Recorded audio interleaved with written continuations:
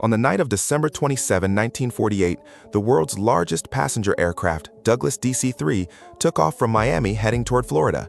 There were 125 passengers and 9 crew members, a total of 134 people on board. Flying calmly at an altitude of about 8,300 feet over the North Atlantic Ocean, the aircraft was cruising at a speed of 180 miles per hour. It was 8:13 p.m. Inside the cockpit, Captain Robert Miller and his co-pilot observed that everything appeared completely normal. Suddenly, their communication with San Juan Air Traffic Control, ATC, began to weaken.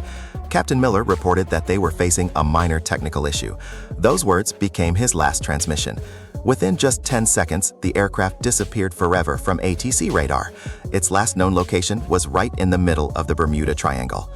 What happened that night was far more terrifying than a simple technical failure. The aircraft had been caught in a violent vortex inside the Bermuda Triangle, something no one had ever seen or even heard of before. In the blink of an eye, panic erupted inside the plane. Screams filled the cabin. Captain Miller tried with all his strength to regain control, but it was already too late. The storm had completely engulfed the aircraft, spinning it like a toy. All electronic systems, compass, radar, instruments, everything shut down. The aircraft was no longer under human control.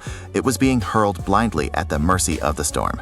After struggling for nearly half an hour inside the deadly vortex, the plane finally emerged, only to find endless ocean in every direction. The engines were still dead, and the aircraft was slowly descending. Suddenly, the co-pilot spotted an island ahead. It was unknown and untouched. Everyone knew death was just moments away. The plane crashed into a massive ancient tree on the island. Hundreds of thick branches wrapped around the aircraft like a net. That miracle saved all 134 lives. Though they survived the crash, it was only the beginning of a painful journey. Groans and cries echoed inside the wreckage. Captain Robert Miller, whose head had struck a control panel, regained consciousness and immediately took command, calming everyone down. A retired Army doctor on board, Dr. Evelyn Reed, began treating the injured without delay. 10 people were critically injured, some with broken arms, some with broken legs, and 2 with severe head injuries. Everyone else was in shock but alive. As they carefully climbed out, they realized the horror of their situation. They were on an island that did not exist on any map. Dense jungle surrounded them, filled with strange plants and an eerie silence. Their first and greatest challenge was water. Everyone was dehydrated, yet there was no river, stream, or fresh water source anywhere on the island. Their only hope was rainwater. Using his experience, Captain Miller divided everyone into groups. One group was tasked with salvaging food, medicine, and useful supplies from the wreckage. Another group worked with the captain to build a temporary shelter for the night. Using broken seats, metal sheets, and large leaves, they constructed a makeshift roof to protect themselves from the cold and possible rain. That first night, huddled together, everyone had the same question in their hearts. Would anyone come looking for them? Would they ever escape this place? The next morning brought new challenges: food scarcity and fire. The limited food from the plane wouldn't last long. They had to find food on the island, but they had no way to know which fruits were safe. During this search, a middle-aged man ate an unknown fruit and died painfully within hours. It was the first death on the island, shaking everyone deeply. Fear spread and disputes over food began, but Captain Miller and Dr. Evelyn managed to restore order. That evening, a teenage boy interested in science used the lenses of his glasses to focus sunlight onto dry leaves.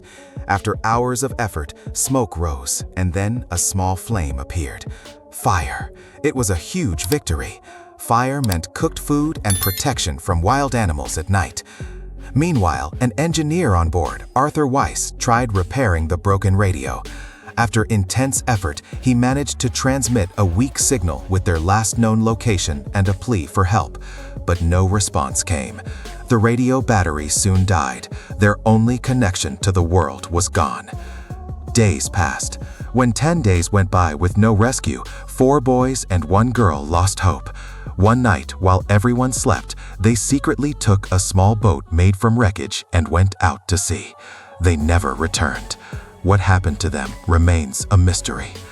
After that, the remaining survivors realized they would be there for a long time. Captain Miller gathered everyone and proposed creating a permanent system. Duties were assigned. One team gathered food daily, another reinforced shelters. Dr. Evelyn cared for the injured and sick. Meanwhile, the U.S. government launched the largest search operation in history, combing the Atlantic Ocean, but not a single piece of wreckage was found. After a week with no clues, the mission was slowed and eventually abandoned. The plane was declared lost. On the island, survivors learned to survive. They fashioned knives and spears by grinding stones and aircraft metal.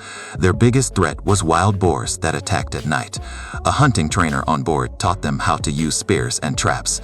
After many days of planning, they hunted their first boar. It wasn't just food, it was a victory of unity. They carved the word "help" in massive letters on the beach, hoping a passing ship or plane might see it. Months passed, then years. To the outside world, Flight NC16002 and its passengers were an unsolved mystery. After spending $45 million, the U.S. government officially ended the search and declared everyone dead. But on the island, a new community was forming. Injured survivors slowly recovered. Still, disease and despair claimed more lives. Some mentally broke down and died. Eventually, only 114 people remained. They buried their dead with respect and supported one another emotionally. Nights were spent around the fire, sharing stories and singing songs from their old lives.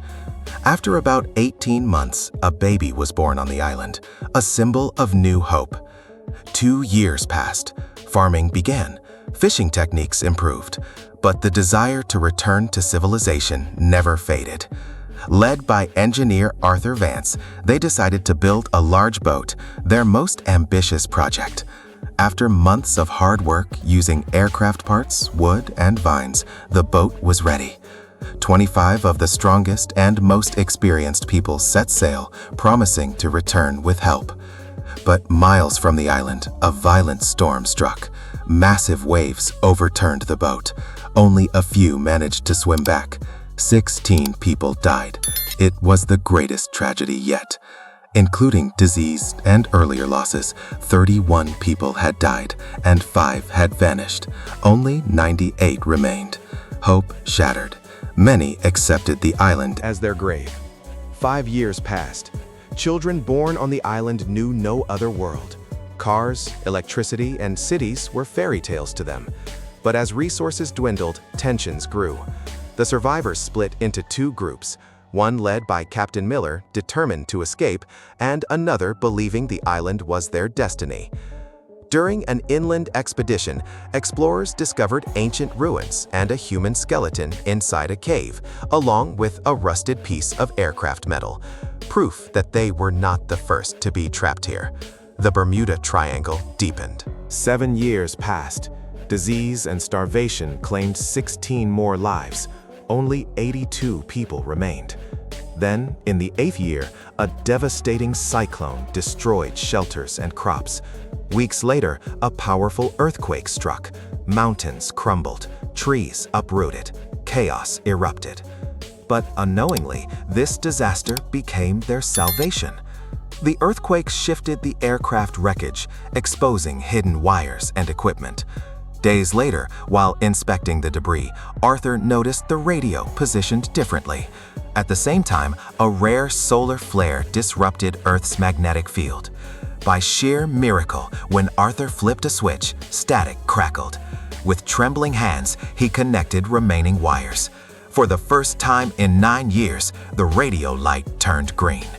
He spoke into the mic. "Mayday, Mayday, this is Flight NC16002. Is anyone listening? We are alive. We have been stranded on an island for 9 years." In Miami's air traffic control, an operator froze in disbelief. But when Arthur gave the flight number, captain's name, and date, silence filled the room. The U.S. government immediately restarted rescue operations. Without precise satellite tracking, they searched every island around the Bermuda Triangle. On the island, hope returned. Survivors kept large fires burning day and night to create smoke signals. 9 years later, exactly 9 years, one morning, someone spotted a dot on the horizon. It grew larger. A ship, a U.S. Navy ship. Tears, screams, hugs, 9 years of pain poured out. We survived! We survived! When the rescue team landed, they were stunned. Those declared dead 9 years earlier stood before them, weak but alive. The world was shaken. It became a legendary tale of human endurance and the will to survive. Families who had lost hope were reunited. Words could not capture the emotion. In 1958, author James Baldwin wrote a best-selling book based on their experiences, Lost in the Echo of 9 Years, Survival of Flight NC16002. This was not just a story. It was the painful saga of 82 souls who defeated death for 9 years and proved that even the smallest spark of hope can pierce the darkest night.